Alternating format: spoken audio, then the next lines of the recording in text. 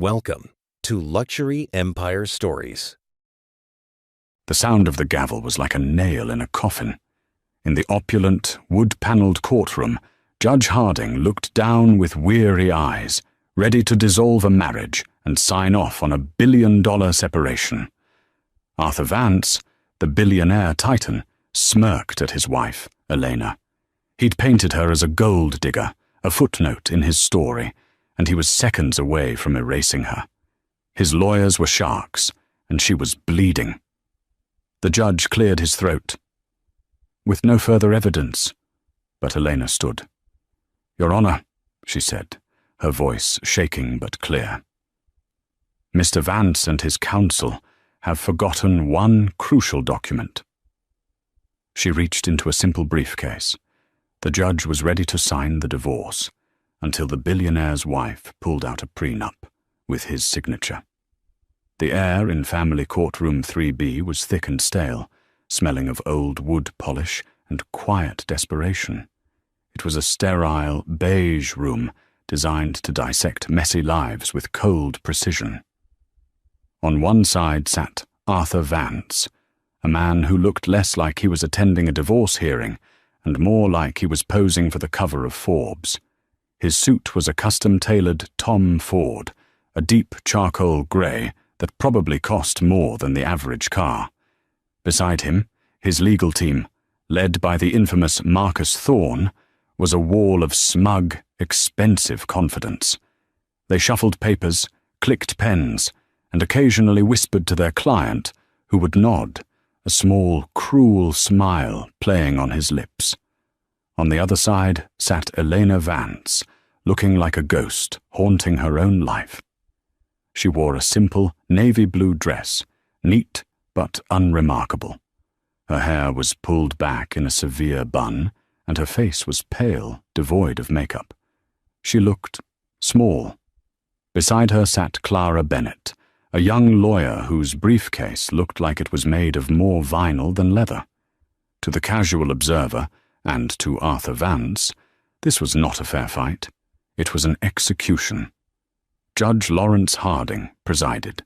He was a man in his late 60s, with a face etched by thousands of anemic afternoons, just like this one. He'd seen billionaires, paupers, actors, and con artists. He was, by all measures, impossible to shock.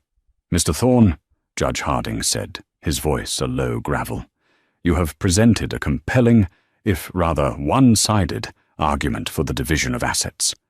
Your claim is that Mrs. Vance was a non-contributing partner to the marital estate?" Marcus Thorne, a man whose silver hair and shark-like smile had dismantled dynasties, stood up. "Precisely, Your Honor. Mr. Vance built his empire, Vance Dynamics, from the ground up through his own genius and relentless effort. Mrs. Vance, well, she attended charities. She decorated their homes. She was, by all accounts, a supportive, traditional wife. But a partner in the business? Absolutely not. She contributed nothing to the $14 billion valuation we are discussing." He gestured to a mountain of binders. "We have sworn affidavits from the entire board, including the COO, Ms. Serafina Dubois. We have financial records. Mrs. Vance's name is on no founding documents, no patents, no corporate charters." Arthur leaned back, steepled his fingers, and looked at Eleanor. His eyes were cold, triumphant. He was finally getting rid of the dead weight. "Mrs. Vance," Arthur had told her just 2 months prior in their cavernous, sterile kitchen, "is a relic of a life I've outgrown. You don't fit the new branding, Eleanor." Now in court, Judge Harding turned his gaze to Eleanor's side. "Miss Bennett, your response?" Clara Bennett stood. She was young, barely 30, and she looked nervous. She adjusted her glasses. "Your Honor, we dispute the categorization. Elena Vance was more than just a decorator." Thorne scoffed, loud enough for the court reporter to hear.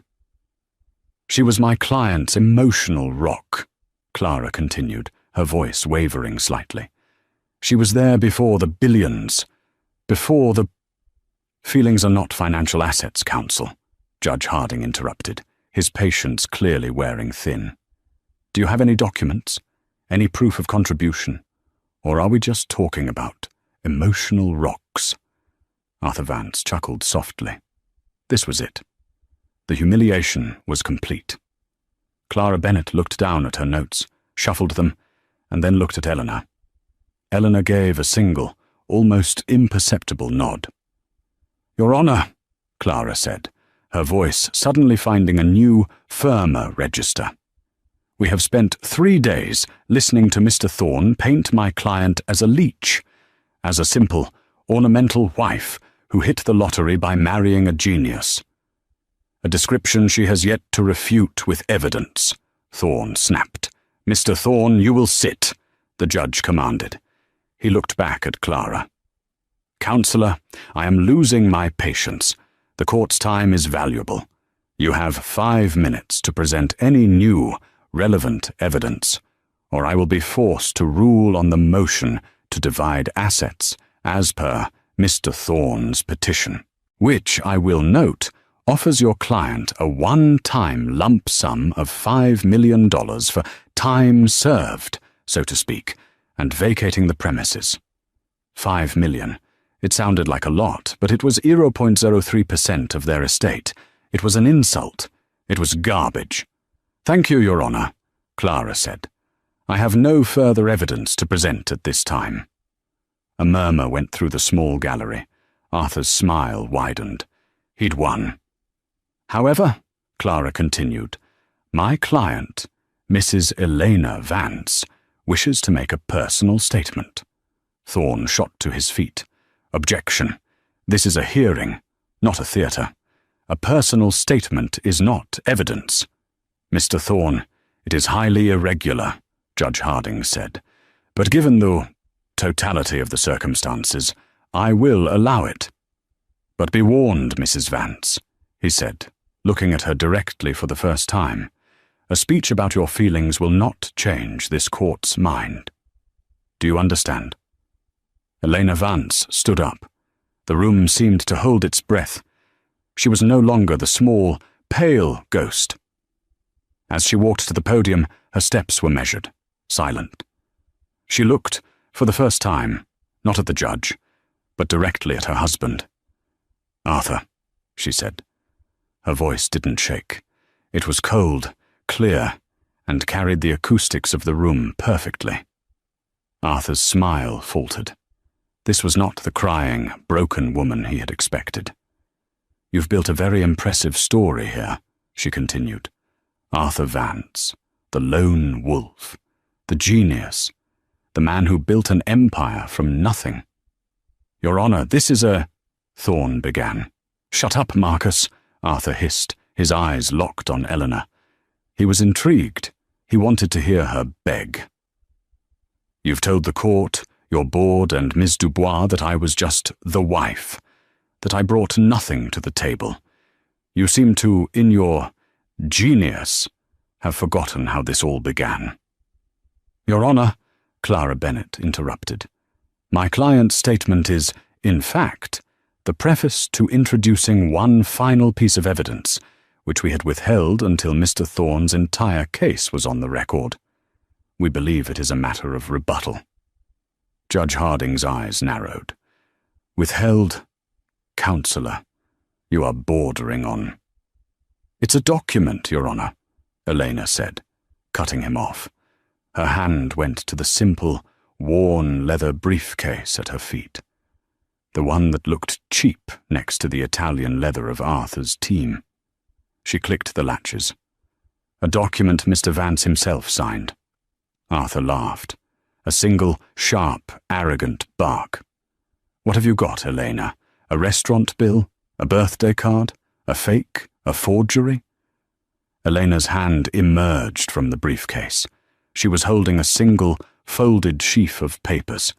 They were yellowed at the edges. I believe, Elena said, walking toward the judge's bench. You'll find the signature quite genuine. This is ambush, Thorne roared. This is procedural misconduct. What is this document, Mrs. Vance? Judge Harding demanded, his voice now sharp with interest. Elena placed the papers on the bench. It's our prenuptial agreement, Your Honor. The courtroom fell into an absolute, suffocating silence. Arthur Vance's face went white. He stared at the papers. What? That's not possible. We never had a prenup. Oh, yes, we did, Arthur, Elena said, turning to him. You just didn't read it. You were too busy telling me how brilliant you were. Judge Harding picked up the document. He put on his reading glasses. His eyes scanned the first page, then the second. His eyebrows climbed his forehead. Mr. Thorne, the judge said, his voice suddenly electric. You might want to take a look at this. And you, Mr. Vance. It seems your wife's contribution was everything. To understand the document, you had to understand the night of October 14th, 2008. Arthur Vance was not a billionaire then. He wasn't even a millionaire. He was a 24-year-old postgraduate student with a failing startup, a mountain of debt, and an ego that wrote checks his talent couldn't cash. He had the salesman's charm, but his product, a clunky social media aggregator, was a dud. Elena Rostova was the opposite. She was a doctoral candidate in computational linguistics, a quiet, brilliant girl from a working-class family who spent her nights not at parties, but in the university's computer lab, fueled by lukewarm tea and a single, burning idea. They met in the university library. He was loudly pitching his failing company to a potential investor on his phone. She was 3 tables over, trying to debug a line of code that would change the world. Hey, she finally said, after he'd hung up with a string of curses. You're loud. Arthur, accustomed to charming his way out of everything, turned on the smile. Sorry. Trying to save the world, one terrible pitch at a time. I'm Arthur. Elena. She turned back to her screen. He was intrigued. She was the first person in months who hadn't been immediately dazzled by his bluster. He sat down. What are you working on? Looks complicated. It is, she said. It's a predictive language model. I'm trying to teach a machine not just to understand language, but to anticipate user intent based on behavioral patterns. Right now, it's just a mess of code, but I think it could change how people find information.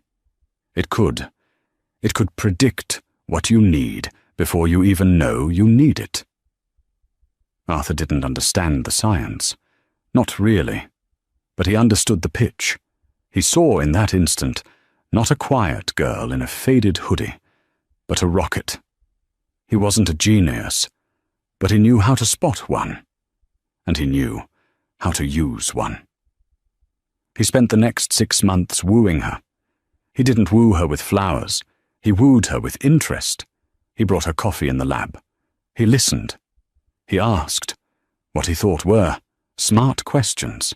He packaged her genius in his ambition. Elena, this Project Chimera, as you call it, it's not a dissertation. It's a company. It's the company, he told her, his eyes blazing. You have the engine. I can build the car. Together, we can take over the world. She was hesitant. She was an academic. She wanted to publish, not profit. But he was relentless. He was charming. And she had to admit, she was falling for him. He made her feel seen, not as a nerd, but as a visionary. One night in his tiny, damp apartment, surrounded by empty pizza boxes, he made his move. We have to protect it, Elena, he said. This idea, it's worth billions. Before we show it to anyone, we have to lock it down. What do you mean? I mean, let's get married. She was stunned. Married? Arthur, we've been dating for 6 months. And they've been the 6 best months of my life, he said, taking her hands. But I'm also a businessman. We're partners. If we get married, we're a legal unit. What's yours is mine. What's mine is yours. It protects the idea. It protects us. Elena, despite her brilliance with code, was naive about people. She was in love. She said yes. A week before the simple courthouse wedding, she came to him. "Arthur," she said, holding a few sheets of paper. "You're right. We should protect the idea. I had my uncle. He's a paralegal. Help me draft something." Arthur was on the phone, trying to secure a seed funding meeting. "What is it? More legal crap?"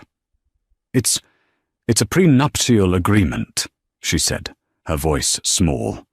It just says that Project Chimera is mine, my intellectual property, and that I'm licensing it to our new company. It makes it clean." Arthur barely looked up. He was already practicing his pitch to investors. In his mind, he was the company. Her idea was just the raw material. Yeah, smart, Lena, whatever you say," he said, taking the pen and papers. "You're the brains, I'm the face. Now, where do I sign?" He scrawled his name, Arthur R. Vance, at the bottom of the last page without reading a single word of the first. He was signing away an empire he hadn't even built yet. He didn't see the clauses her uncle had cleverly inserted. He didn't see the one that said, "In the event of a legal dissolution of the marriage, the licensing agreement for Project Chimera is immediately terminated, and all intellectual property, derivatives and profits therefrom revert in their entirety to Elena Rostova-Vance." He just saw a signature line standing between him and his first billion. He signed it, kissed her on the forehead, and went back to his phone calls. "You're a genius, Lena," he said, patting the document. "Now let's go get rich." Eleanor quietly took the papers, made 2 copies, and had them notarized the next morning. She put one in a safe deposit box. The other she kept in the bottom of her briefcase for 12 years. The first 5 years were a blur. Vance Dynamics exploded. Elena's algorithm, which Arthur had rebranded as the Vance Predictive Engine, was a miracle. It transformed online advertising, then logistics, then financial markets. Arthur, with his slick hair, sharp suits, and flawless media training, became the face of a tech revolution. He was the Vance in Vance Dynamics. Elena, meanwhile, stayed where she was comfortable, in the lab. She was the chief innovation officer, though her name was never in the press releases. She led the team of coders, constantly refining Chimera, building new iterations, and keeping the company a decade ahead of its competitors. She worked 18-hour days, fueled by the same passion she'd had in college. She didn't care about the fame. She cared about the work. Arthur cared about the fame, and the money, and the power. The man who had once brought her coffee in the lab was now a man who flew to Davos, who had models on his arm at product launches, which he called networking, and who had started to believe his own press. He wasn't the man who knew how to use genius. In his mind, he was the genius. He started to see Elena not as his partner, but as a high-level employee. An employee who was, frankly, a bit of an embarrassment. She didn't dress the part. She didn't schmooze. She hated the galas, the yacht parties, the empty, glittering life he had built around them. "Elena, darling, you have to try," he'd sigh, fixing his cufflinks before another black tie event she was dreading. "These people are our partners. They don't want to talk about neural network optimization. They want to talk about art, skiing, money." "Then you go, Arthur," she'd say, nursing a cup of tea. "I have a new build to test." His resentment festered. He felt shackled to the quiet, brilliant woman who was, he knew in his darkest heart, the real reason for his success. He hated her for it. Then, 2 years ago, came Serafina Dubois. Serafina was everything Elena was not. She was a Harvard MBA with a background in hostile takeovers, a razor-sharp mind for marketing, and the predatory grace of a panther. Arthur hired her as his new chief operating officer. Serafina didn't just understand the branding, she was the branding. She was sleek, ruthless, and she adored Arthur. Or at least, she adored his power. She saw Elena immediately for what she was, the true center of power at Vance Dynamics, and therefore a threat. Serafina began a quiet, corporate war. She restructured departments, moving Elena's core team of loyal coders to different projects. She rerouted Elena's reports, forcing them to go through her. She began translating Elena's technical briefs for the board, slowly taking credit for the innovations. Elena is a pure academic, Serafina told the board, her voice dripping with faux respect. She is the heart of our R&D, but she doesn't have the scalable vision for where we're going. I'll be taking her Project Chimera and productizing it for the new global market. Arthur, by then already deep in an affair with Serafina, let it all happen. It was perfect. He was sidelining his wife, installing his mistress, and consolidating his own stolen legacy. The final betrayal wasn't in the bedroom. It was in the boardroom. Eleanor was called into Arthur's office, a vast glass box overlooking the city. Serafina was there, sitting not in a guest chair, but behind the small conference table, as if it were her office. "Elena," Arthur started, not meeting her eyes, "we're making some changes, a new direction. We're grateful for all your foundational work." "Foundational work," Elena repeated, her blood running cold. "Vance Dynamics is moving past the R&D phase," Serafina cut in, her voice smooth as glass. "We're a global logistics and market maker now. The board and Arthur feel that your role as CIO is redundant." "Redundant?" Elena looked at Arthur. "My lab is the entire company, Arthur. Project Chimera is the company." "No, Elena," Arthur said, finally looking at her. His eyes were dead. "I am the company, the brand, the vision. You're a coder. We're promoting you. You'll be given a new title, Chief Research Fellow, a lifetime stipend. You can tinker, write papers, whatever it is you do. But you will no longer be an officer of this company. Serafina is taking over all product divisions, effective immediately." It was a public execution. He was exiling her, stealing her life's work and handing it to his mistress. Elena just stared at him. The man she had loved, the man she had built this world for, was a stranger. A thief. "I see," she said, her voice quiet. "We'll have security escort you," Serafina said, picking up her phone. "That won't be necessary," Elena said. She turned and walked out of the office, past the glass walls, past the employees who wouldn't meet her eyes. She went to her own office, which was already being packed into boxes. She picked up her purse and her old leather briefcase. She didn't go home to their sterile mansion. She went to a small, unassuming law office in a strip mall. The sign read, "Clara Bennett, Eskimos, Family Law." Clara was the daughter of her old college roommate. She was young, hungry, and had just passed the bar. "Clara," Elena said, sitting down, "I'm going to be divorcing my husband. It's going to be complicated." "Mrs. Vance, Elena, Arthur Vance, the billionaire. I'm not sure I'm equipped." Elena reached into her briefcase and pulled out a yellowed, notarized document. She pushed it across the desk. "You are," Elena said, "because we aren't going to fight over the houses. We're going to take the entire company." Clara Bennett read the document. Her eyes went wide. "Oh my God," she whispered. "He really signed this." "He did," Elena said. "Now here's the plan. We let him file first. We let him get arrogant. We let him and his lawyers build their entire case on the lie that I did nothing. We let them commit to it, on the record. We let them perjure themselves. And then we show them this. It's brutal, Elena, Clara said, a slow smile spreading across her face.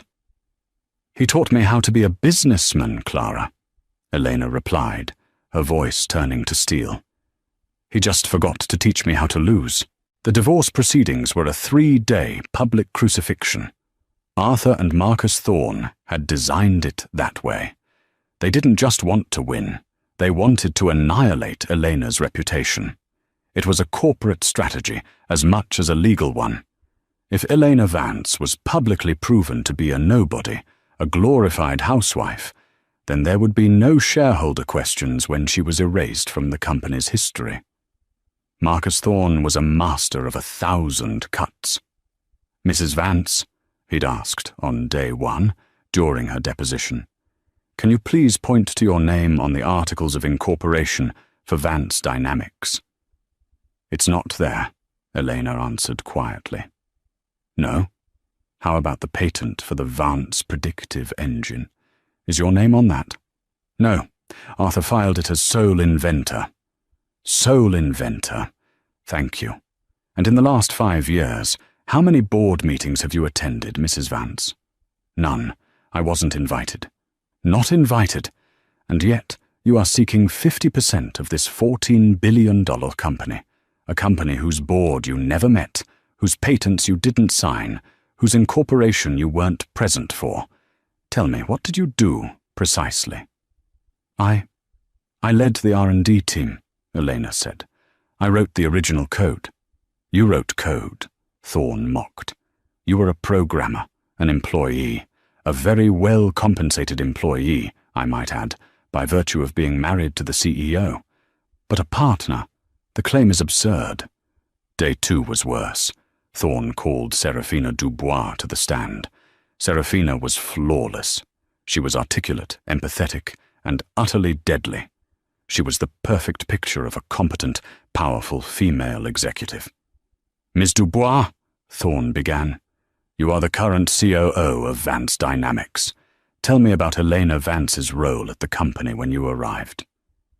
Elena is a lovely woman, Serafina said, folding her hands. Truly.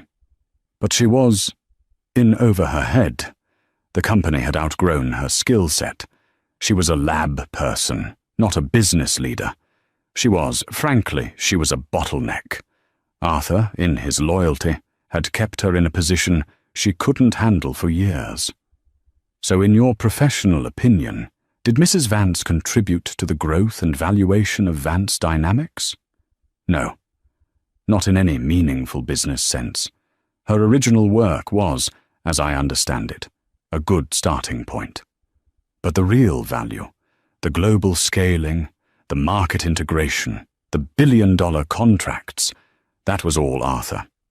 And I like to think, my team. Thank you, Ms. Dubois. No further questions. Clara Bennett stood up for her cross-examination. This was the moment. The courtroom watched, expecting the young lawyer to be torn apart. Clara looked flustered, shuffling her papers. This was all part of the act Elena and she had rehearsed. Ms. Dubois, you said you liked to think your team did the work? Clara stammered.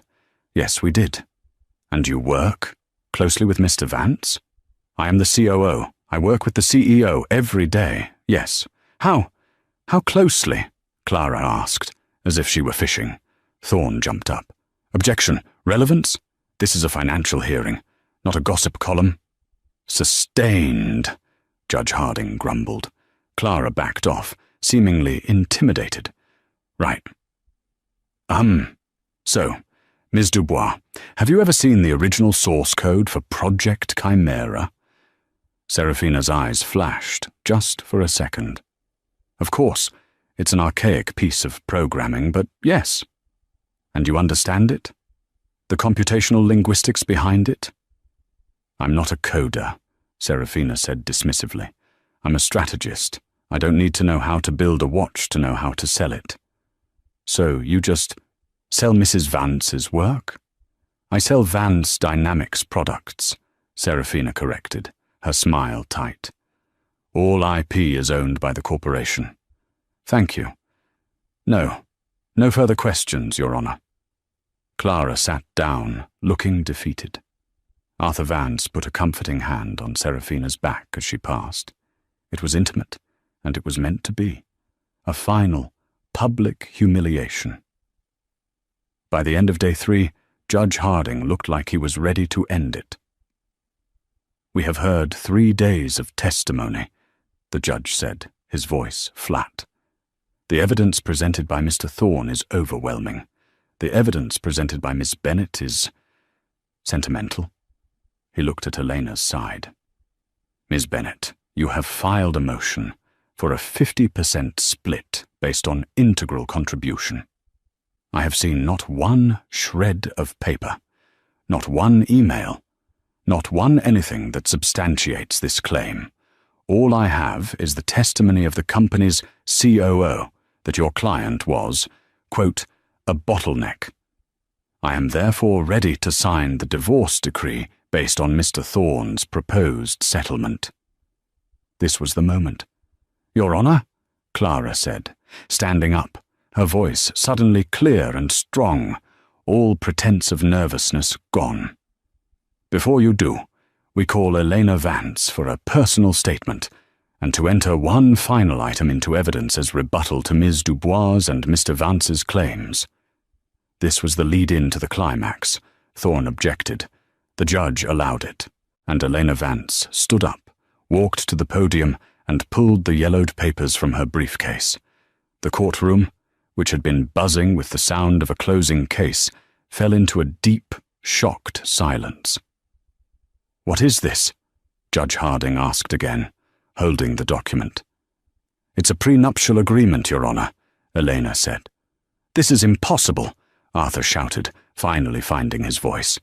He stood up so fast his chair screeched. We never had a prenup. I would know. You would if you'd read it, Elena said calmly. Marcus Thorne snatched the document from the judge's clerk. His face, usually a mask of smug control, was rapidly turning ashen. He read the first page. He flipped to the last page. His eyes darted to the signature, Arthur R. Vance, then to the notary stamp, dated October 15th, 2008. This is a forgery, Thorne stammered. But the confidence was gone. He knew a real notary stamp when he saw one. My client has the original notarized copy, of course, Clara Bennett said, as well as the copy filed with the county clerk's office 12 years ago. It is perfectly legal and binding. But what does it say? Arthur demanded, yanking the papers from his own lawyer's hand. He started to read. Judge Harding looked at Eleanor. Mrs. Vance, perhaps you can enlighten the court. Mr. Thorne has built his entire case on your lack of contribution. What does this document say? Elena looked at Arthur, whose face was draining of all color, his hands visibly shaking as he read. It says 2 things, Your Honor, Elena said. Arthur and I were young. I was a scientist, and he was a businessman, so we agreed to keep our assets separate. Thorne let out a choked laugh. Separate? His assets are $14 billion. What did you have? Student loans?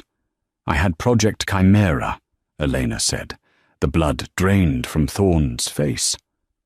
Clause 1, Elena recited from memory, states that all premarital assets of Arthur R. Vance, consisting of his failed startup, agro-social, and student debt, remain his, and all premarital assets of Elena Rostova, consisting of her intellectual property, Project Chimera, an algorithmic predictive language model, remain hers.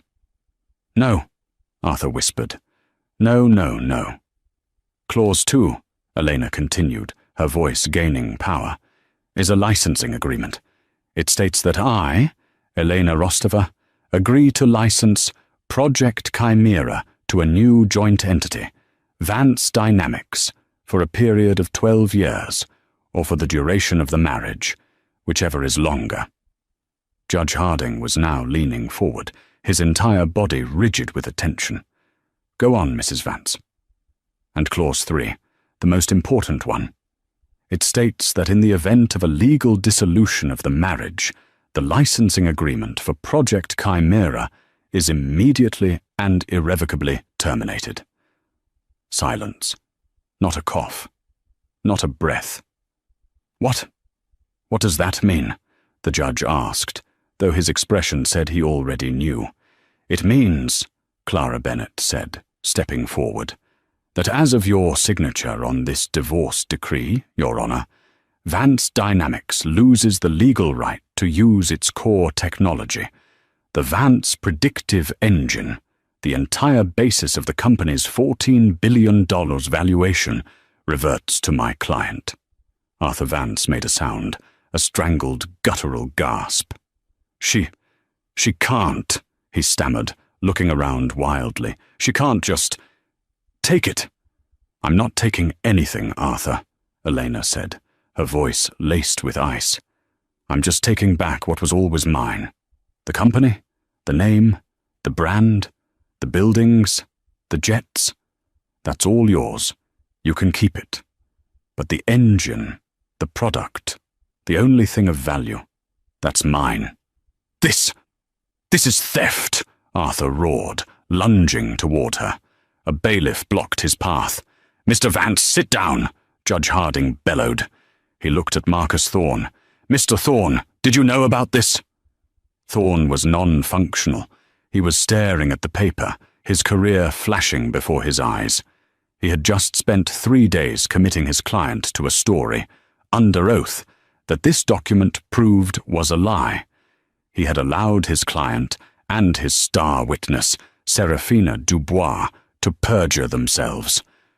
Your Honor, Thorne whispered, this document, it's unconscionable. It's fraud.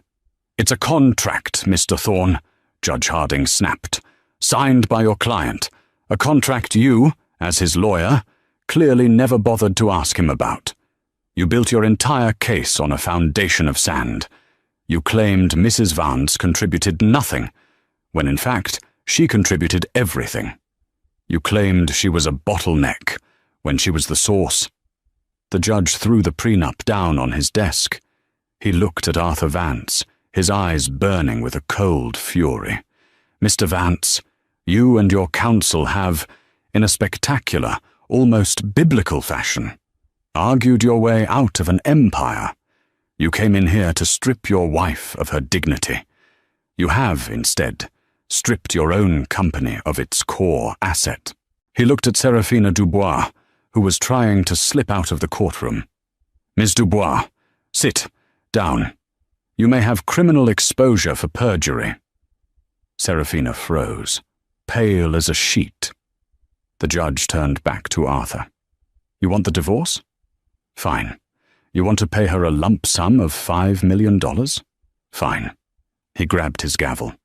I am signing the divorce decree as requested by the petitioner, Arthur Vance. Bang. The marriage is dissolved, and per the now executed Clause 3 of the prenuptial agreement, the licensing agreement between Elena Vance and Vance Dynamics is hereby terminated. He looked at Elena. Mrs. Vance, you are now a free woman, and it appears you are the sole owner of the most valuable algorithm in the world. As for you, Mr. Vance, you are the CEO of a $14 billion company that, as of, he checked his watch, 11:34 a.m., no longer has a product to sell. The aftermath was not a slow crumble. It was an implosion. The moment the gavel fell, the journalist in the back row was already on his phone, filing the story. By the time Arthur Vance stumbled out of the courtroom, his $5,000 suit looking like a Halloween costume, the first alerts were hitting phones worldwide. Vance Dynamics billionaire loses entire company in divorce. The prenup that destroyed an empire. Who is Elena Vance? Vance Dynamics stock halted as core IP reverts to ex-wife. Arthur didn't speak. He pushed through a sudden swarm of cameras, his face a mask of purple rage and disbelief. Marcus Thorne was right behind him, already fielding a call from the board, his voice a panicked squeak. Serafina Dubois had been detained by the bailiff for a conversation with the judge about her testimony. Elena and Clara, however, were in no rush. They gathered their papers slowly. Elena adjusted her simple bun in the reflection of the courtroom window. "Are you okay?" Clara asked her. "I am," Elena said, and she was surprised to find that she was.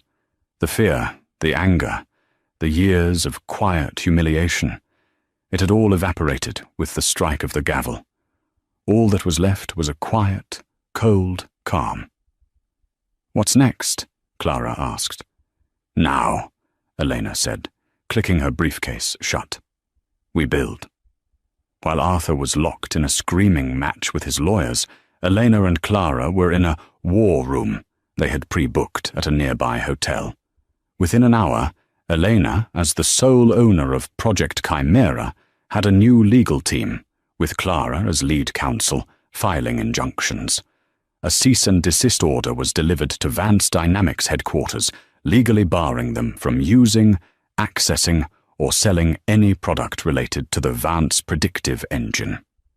The stock, when it was allowed to resume trading, bottomed out. It fell 98% in a single day. The $14 billion valuation was gone.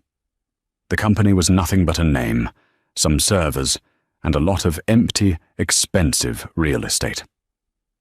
Arthur Vance, the Titan, was left holding an empty shell. The board of directors convened an emergency meeting, and in a unanimous vote that took less than 5 minutes, fired Arthur Vance for gross negligence and fraudulent misrepresentation to the board. He was escorted from the building he had put his name on, carrying a single cardboard box of his effects. Serafina Dubois was fired for cause and was facing a criminal investigation for perjury. It was a total, complete, and surgical dismantling. 2 weeks later, the business world was rocked by another announcement. A new company, Chimera Applied Sciences, had just been formed. Its founder and CEO was Elena Vance. Its first acquisition was a portfolio of distressed assets, namely the servers, offices, and employee contracts from the now bankrupt Vance Dynamics, which she bought for pennies on the dollar. She rehired her original R&D team, the ones Arthur and Serafina had scattered. She promoted the loyal ones, and she sat down in the CEO's chair, her chair in her building, and got back to work. She didn't change the name on the building. She kept it. She wanted every person who entered to remember what happened when Arthur Vance forgot who the real Vance in Vance Dynamics was. 6 months later, the name Vance meant something entirely different in the financial world. It was no longer a synonym for arrogant, cutthroat success. It was a parable. Vance Dynamics, the corporate husk Arthur had been left with, was a dead thing. It declared Chapter 11 bankruptcy a mere 48 days after the divorce, its name so toxic that no investor would touch it. The only bidder for its assets, the servers, the patents Arthur had filed under his own name, the towering glass building, was a newly formed entity that purchased them all for 10 cents on the dollar. That entity was Chimera Applied Sciences. Its founder and CEO was Eleanor Vance. The atmosphere inside the building, now stripped of the cold, pretentious art and the looming portraits of Arthur, was electric.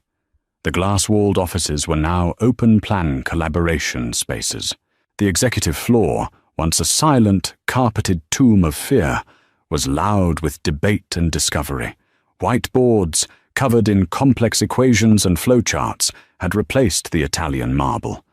Elena had rehired her entire original team, the brilliant coders and engineers Arthur and Serafina had scattered and had given them shares, autonomy, and a mission. She was not a CEO in the way Arthur had been. She didn't rule from a throne. She was in the labs, a coffee mug in one hand, a stylus in the other, arguing with her top engineers over a line of code. She ate in the cafeteria. She knew the names of the janitors, and the company, free from the bloat of Arthur's vanity projects and Serafina's parasitic marketing divisions, was thriving. Project Chimera was more than just a predictive engine for ad sales. Elena was now applying it to medicine, logistics, and even climate science. Chimera Applied Sciences was valued at $8 billion after its first quarter earnings call, and analysts predicted it would triple that within 2 years. The Forbes cover, when it came, was inevitable. But it wasn't the shot Arthur would have demanded. He always posed like a conqueror, feet planted, chin up, staring down the lens as if daring the world to challenge him. Eleanor's cover was a candid shot, taken by a photojournalist who had spent a week at the company. She was in the main lab, her hair in its simple bun, sleeves rolled up. She was laughing at something one of her junior coders had said, her face lit by the glow of a holographic data model. The headline was simple and devastating.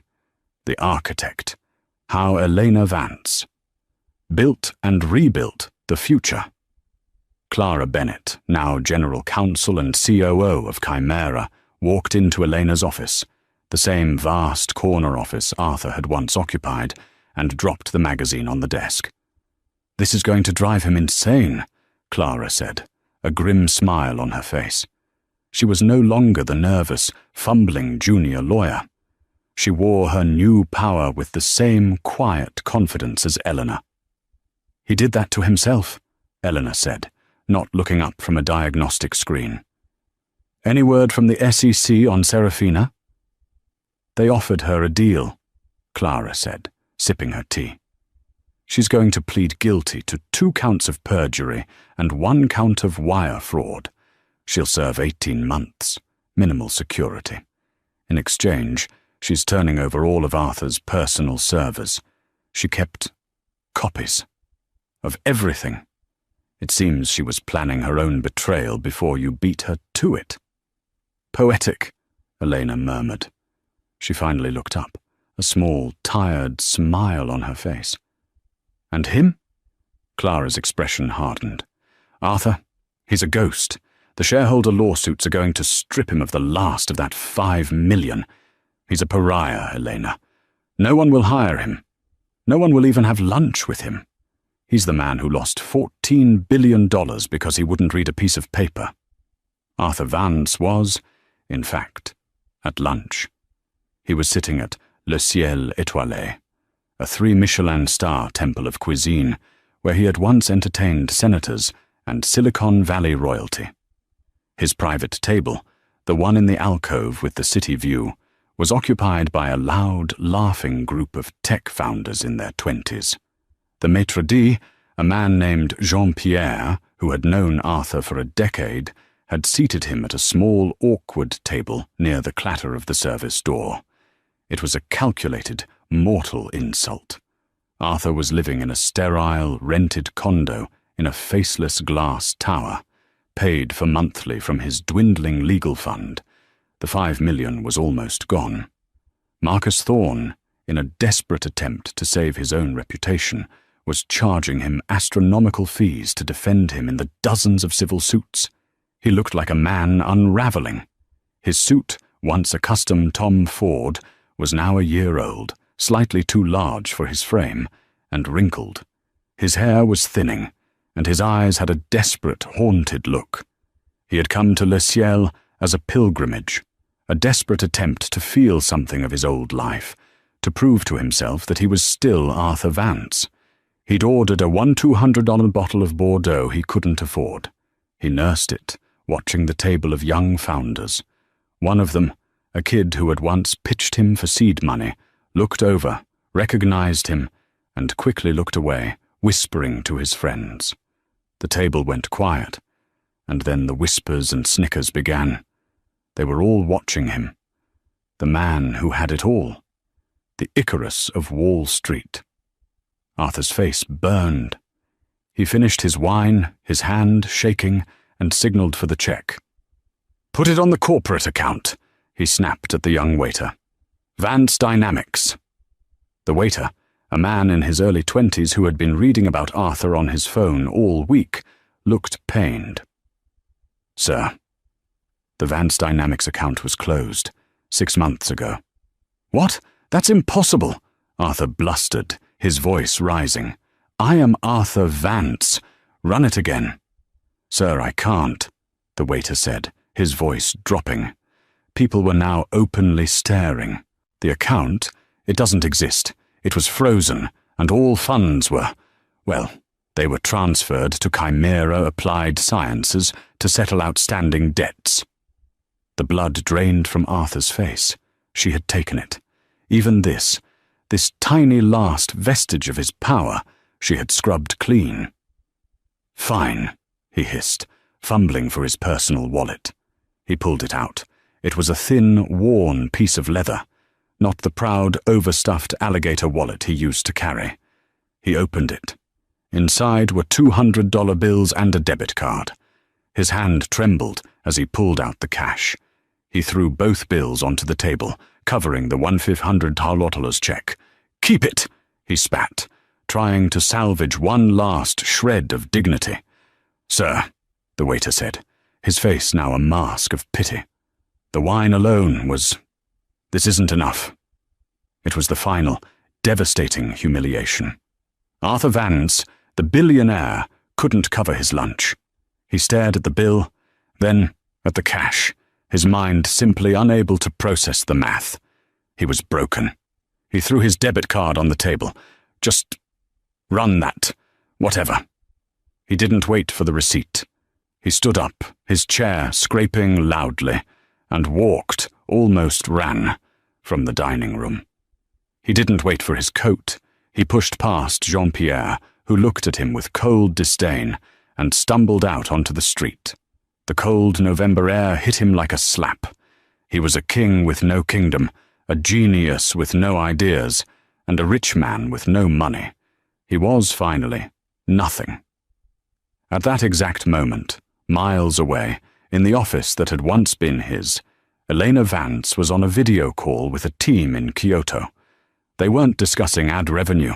They were fine-tuning a new application for Project Chimera, an algorithm designed to model tectonic plate stress, capable of predicting major earthquakes with 72-hour accuracy. It was a humanitarian project she was funding herself. Clara came in, not with a legal document, but with 2 steaming mugs of tea, just as she had in their college lab days. She set one on Eleanor's desk. "You saw the news about Arthur?" Clara asked quietly. Eleanor looked up from her screen, her eyes clear and focused. "Which news?" she asked genuinely. There was so much of it. The lawsuits, the SEC investigation, the foreclosure on his Hamptons estate. The restaurant. Le Ciel Étoilé. "He couldn't pay his bill. It's all over. Page 6. Elena took a slow sip of her tea. She looked out the window at the city she now helped to power. She didn't feel joy, or pity, or even anger. All she felt was a profound, quiet finality. A chapter, closed and locked.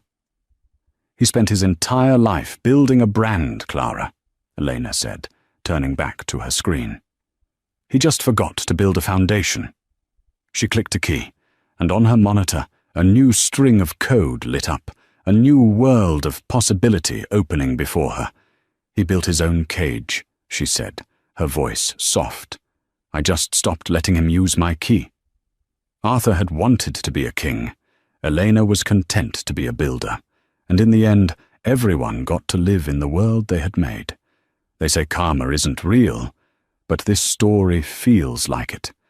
It's a powerful, real-life reminder that the loudest person in the room is often just the emptiest. Arthur Vance built his entire world on a lie, believing his own hype and forgetting the one person who made it all possible. He thought he was a king, but he was just a man living in a castle built and owned by his queen. He was so busy trying to take her 50% that he lost his 100%. What did you think of Elena's ultimate plan?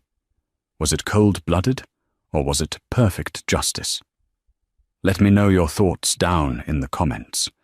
This story took a long time to put together, so if you enjoyed this drama, please show your support by hitting that like button. It really helps the channel. And if you haven't already, make sure you subscribe and ring that notification bell so you never miss another story of truth, lies, and the moment it all comes crashing down. Thank you for listening. Meaning things like, gee, I don't know, like I love you. I love you becomes love you. Or, somebody says love you and you go, yep. But what happened? What happens to, why do we do that? Jesus once said, got into a big, long debate about the Lord last night with a friend of mine.